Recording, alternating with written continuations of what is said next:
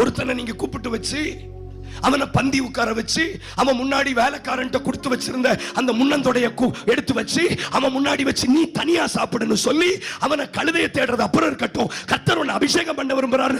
ராத்திரி முழுவதும் மச்சில உட்கார்ந்து பேசி காலையில் அவனை கிளப்பும் போது நீ தரித்து நில், கர்த்தருடைய வார்த்தை உனக்கு சொல்லுவேன், அவனுக்கு முத்தம் கொடுத்து உன்னை அபிஷேகம் பண்ணி அனுப்புனா நீ தோற்று போவியா?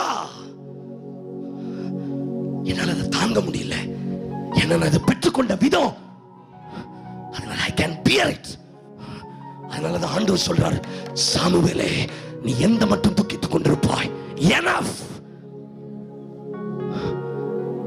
துக்கமுகமா இருக்க வேண்டாம்.